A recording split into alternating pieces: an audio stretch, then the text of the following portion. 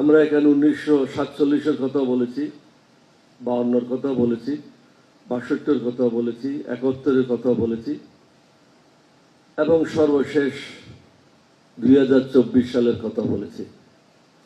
কোনোটাকে খাটো করে দেখার বিষয় না। ওই সময়ের জন্য ওই জিনিসটা খুবই গুরুত্বপূর্ণ ছিল। এখনকার পরিপ্রেক্ষিতে হয়তো কোনোটা বড় ছিল, কোনোটা ছোট ছিল।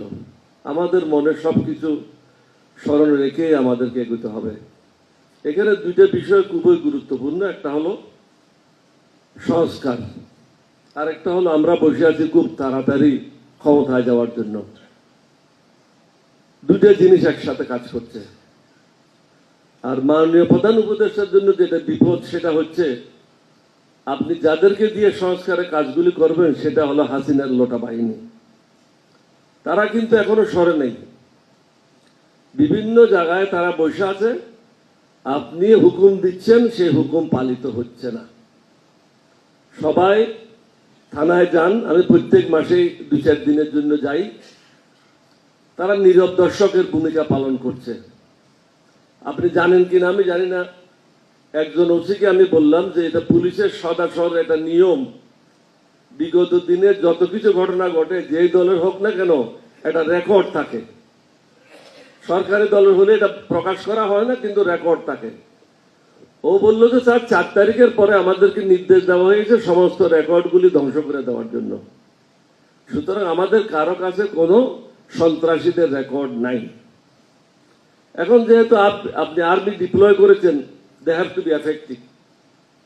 আপনার প্রশাসন কিন্তু মাঠে ময়দানে দৃশ্যমান না। আমি সামনে বলে যাচ্ছি, অনেকেই সেটা বলবে না।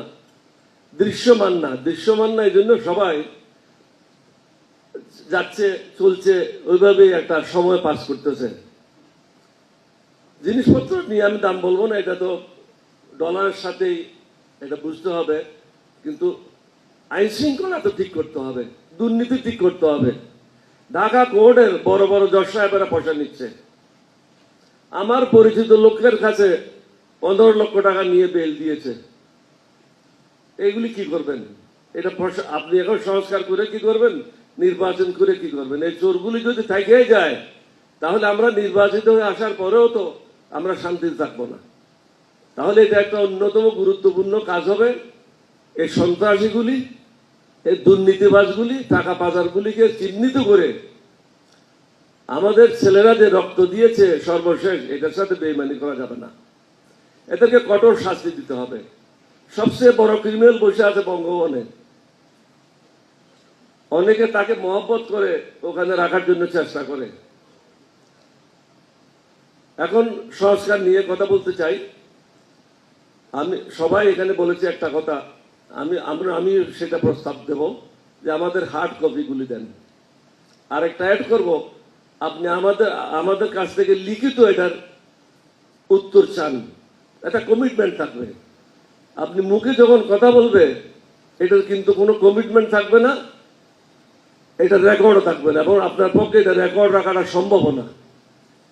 সুতরাং প্রত্যেকের কাছে এটা সার্কুলেট করেন। সার্কুলেট করার পরে তাদেরকে বলেন যে তোমাদের মন্তব্য সহকারে in writing you reply our, যে আমরা যে সংস্কার করেছি এটা।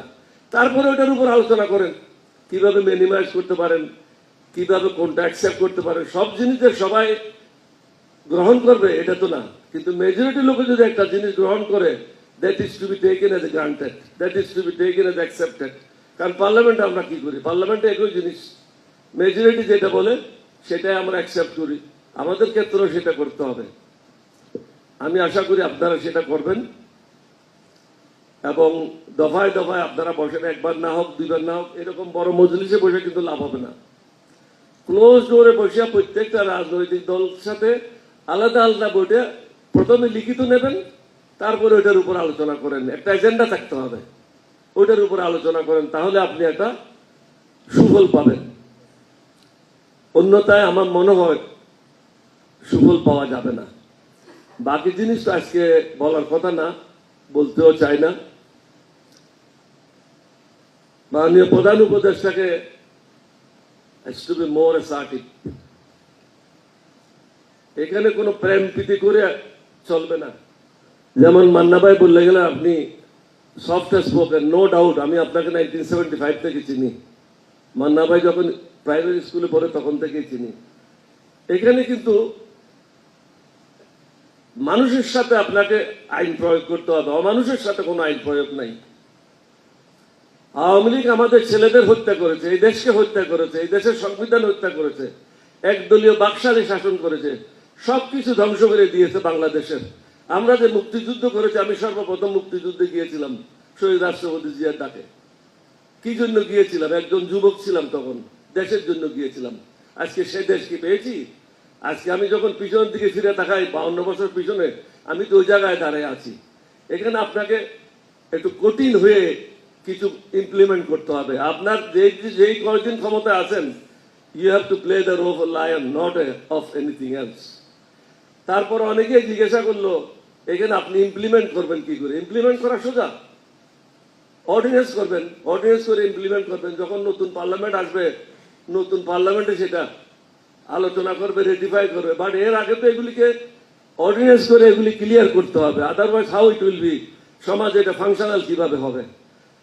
নির্বাচনের ব্যাপারে আমি আবারই বলবো, এটা সবাই বলেছে একই কথা, জাতীয় সংসদ নির্বাচন আগে হওয়াটা যুক্তিযুত। কারণ তখন আমাকে নিয়ে টানাটানি শুরু হয়ে যাবে যে কাকে ইউনিয়ন কাউন্সিলের নির্বাচনে মনোনয়ন দেবো, কাকে মেম্বার বানাবো, কাকে গ্রামে মারপিট শুরু হয়ে যাবে। আর আওয়ামী লীগের লোকগুলি তো লক্ষ লক্ষ হাজার কোটি টাকা নিয়ে বসে আছে। আপনি দেখছেন বিভিন্ন জায়গায় চুরি করে 15 জন 20 জন মিছিল করে আপনার গালি দিচ্ছে, আমারে গালি দিচ্ছে, আমাদের সবাই গালি দিচ্ছে। এরা তো এখনো অনেকে লুকিয়ে যায় নাই। দ্বিতীয় তৃতীয় শ্রেণীর লোকগুলি তো এখনো আছে, তাদেরকে ধরতে হবে। তাদেরকে না ধরলে নির্বাচন সুষ্ঠু হবে না। তারা তো দানব, তারা তো মানব না। তাদের সাথে মানবের মতো ব্যবহার করে কোনো লাভ হবে না। তাদের প্রতি অত্যন্ত কঠোর এবং কঠিন হতে হবে। তাদের রাজনীতি বন্ধ করতে হবে। তারাও তো অনেকে রাজনীতি বন্ধ করেছিল। সুতরাং আমরা তাদের রাজনীতি বন্ধ করতে এত প্রেম প্রীতি কেন? কি কারণে? তারা আমাদের ছেলেদেরকে হত্যা করেছে, এটা তো কোনো অস্বীকার করার কিছু নাই। এই দেশের গণতন্ত্র তো তারাই হত্যা করেছে, তারাই তো একদলীয় বাকশাল করেছে, তারাই তো 72 সংবিধান করেছে। সুতরাং তাদের প্রতি, দেশদ্রোহীদের প্রতি কোনো মায়া মমতা দেখার কোনো অবকাশ আছে বলে আমি মনে করি না। সবাইকে